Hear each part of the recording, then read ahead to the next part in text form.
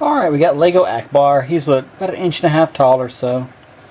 And then you go up and you have the 3 3/4, 4-inch tall, 25th anniversary G.I. Joe line. Yeah, that is a custom Frostbite that I made.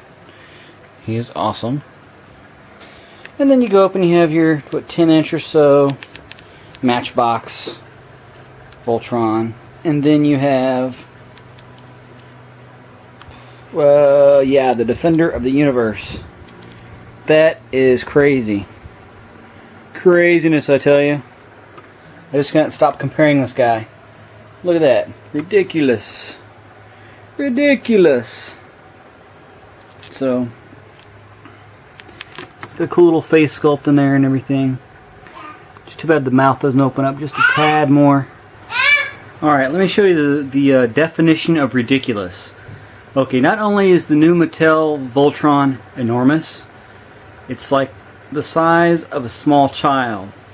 And more ridiculous than that, if you put Voltron the size of a small child on top of an AT-AT the size of a Great Dane, this is what you get. And just for those of you who have not seen the AT-AT or the Voltron, that is a actual full-size Pepsi can and a full-size Xbox controller. These guys make that stuff look tiny. That is my definition of ridiculous. Voltron riding an AT-AT. How awesome is that? How awesome indeed.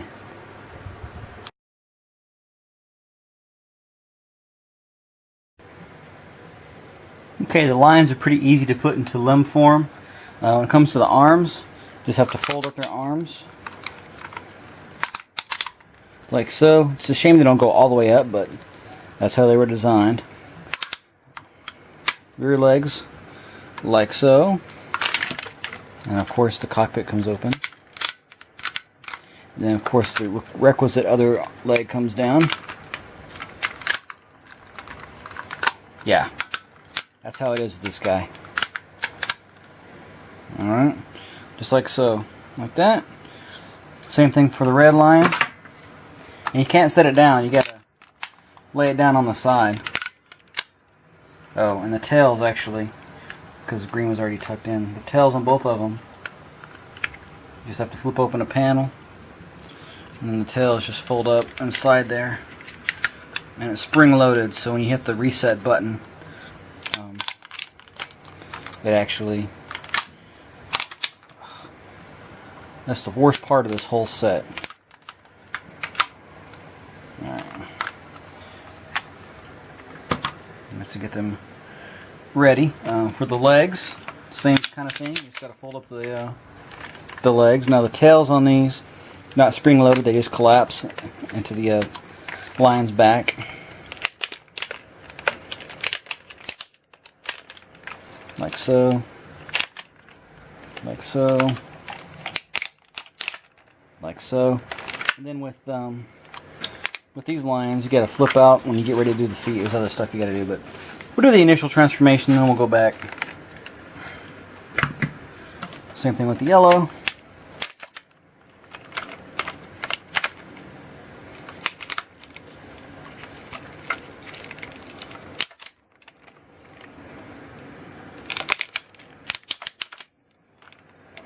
And the tail folds up like so. Now then the black line, it's a little more involved, I might say. So pretty much you have the shoulder parts right here. They get turned to where the red is forward.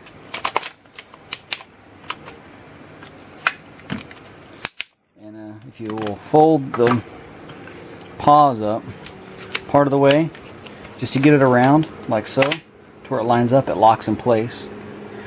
And then when you fold these, you got to put the claw inside. Not actually the claw, but the claw gets actually folded up and reveals this nub. The nub goes inside, and you bring this down, like so. If you don't bring that down, you can't get the wings out correctly. Same thing with the other side. Just kind of partially fold that up, just to get it to clear. It locks in place. You get your nub going on there. Then you fold it down. And then for the legs, you just have to put the feet down, and they go all the way around, and it clicks these out, and then those go all the way down. Like so. The tail kind of sucks, it just shows you to fold it up. I mean, I'm going to stick it up way up on his back like that. But we'll do the wings first. They just unfold. And then go over to the side, and there's little notches that are made for the wings to sit in. So that way you know where they go. I think the directions have the tail like that. But I just want to stick it all up on his back. That way it's not hanging down and stuff. And then the best part of all is when it comes time to form the head, you just got to press the center, and out pops Voltron's head, and the ears drop down. Perfect. Alright, so once you get in that configuration, we'll go ahead and pop the head back just to redo that. The feet, to finish their transformation, head goes up, the little back support comes down, and then actually you need to kick these feet out like so, to where they're in line with this, otherwise it just doesn't stand right. Same thing with the yellow lion. Kick the feet back. And for the arms, you just got to flip the post out, like so. And if you handle the red and green lines by holding on to these legs, not letting them move, it's not as bad as I thought it was going to be. It's still a horrendous pain in the butt to deal with these things, because you breathe on them and they want to come undone, just like that and that and that. But it's not near as bad as I thought. The worst part about this one is Pidge's cockpit comes up open and he gets ejected. And there goes the leg again.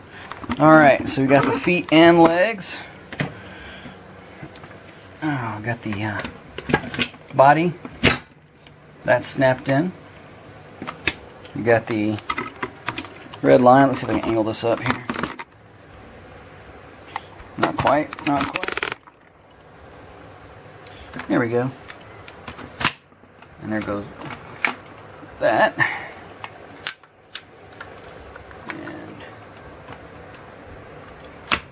green. And then lastly, of course, again, ta-da! Or actually, let me do that again. This thing's so hard to film, it's so huge. Ha, there we go.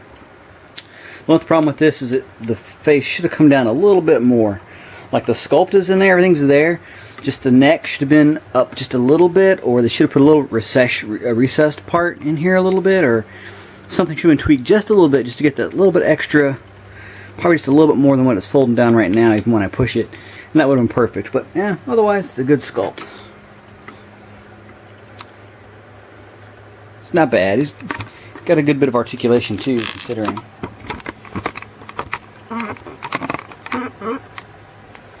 Let's see if I can get him on the other end of the table here. If you can see this, let's see. He's got a swivel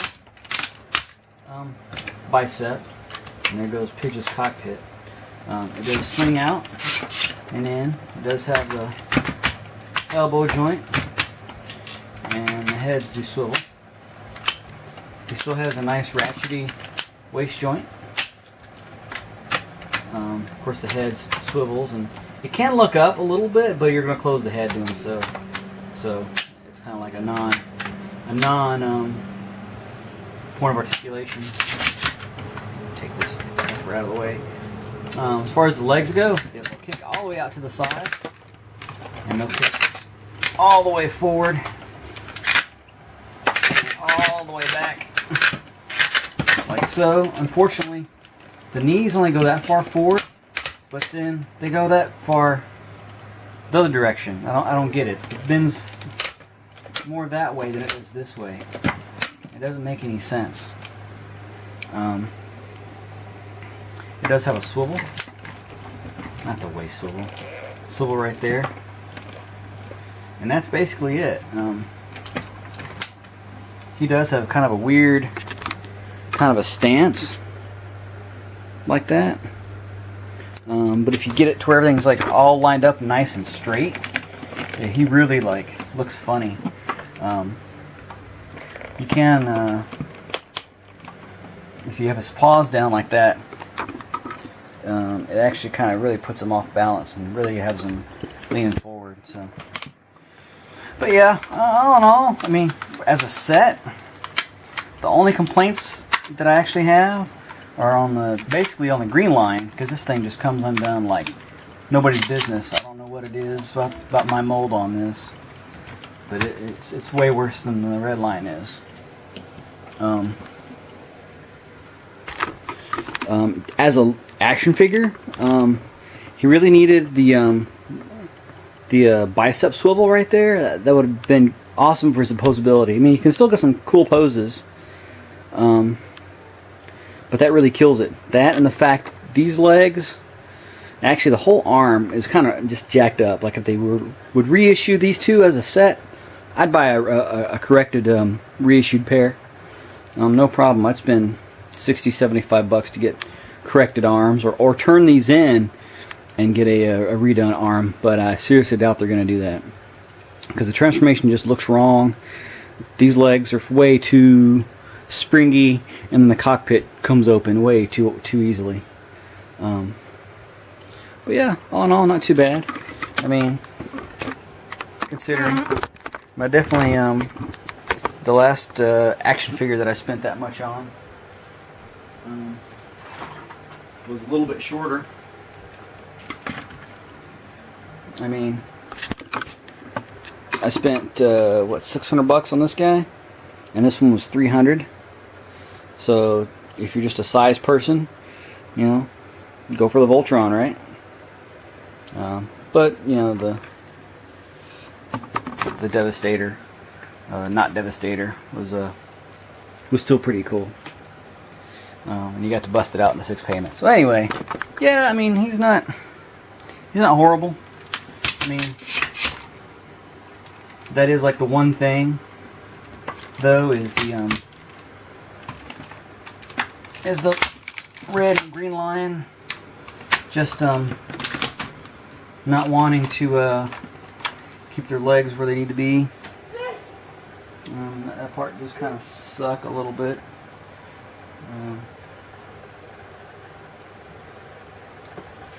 I mean, but all in all, was it worth it? Yeah.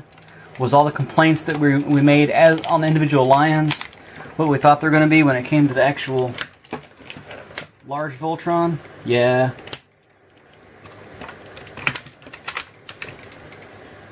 So, I mean, yeah, considering, I mean, check that out. That's not bad, you know? But the bicep swivels and the corrected limbs on the arm lines would have made this guy a 10 out of 10 easy, even for the cost. Even for the other minor production stuff, the perceived quality of the plastic, the occasional blemishes in the paint. Still, a great figure, but the arms really bump this guy down to, I'm probably going to say a 7 out of 10. Because like, if he was a 10 out of 10 figure, I'll probably let my kids play with it with supervision.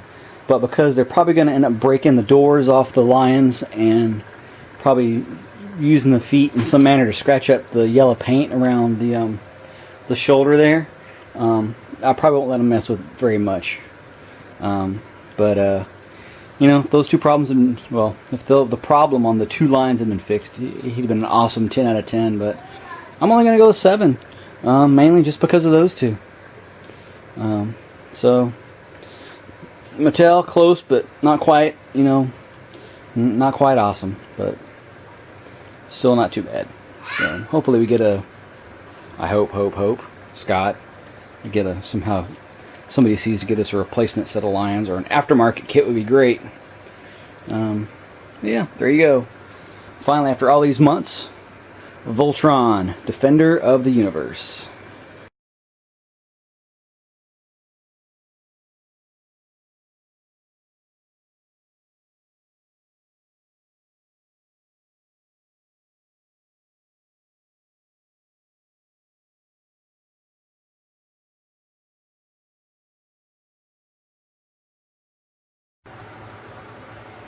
Just wanted to add some stuff on to my Voltron review there. He can stand with both arms forward, holding the giant blazing sword without much trouble. If you're having a whole lot of trouble with your Voltron, it's probably because you forgot to do this.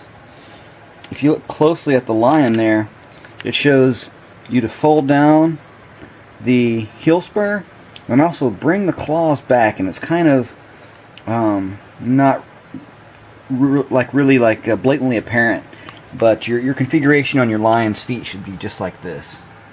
Otherwise, you're creating the head as a point of contact, the feet, if they're folded back here, as a point of contact, and that as a point of contact, the heel spur back there. And so with 3 points of contact, he does lean forward quite a bit. So if you haven't read your instructions, read your instructions. So yeah, Voltron, definitely the defender of the toy universe. Over 2 feet, well, about 2 feet 23 inches, I guess he's supposed to be, of awesomeness. Yeah, so just another little tidbit there about the giant, amazing Voltron.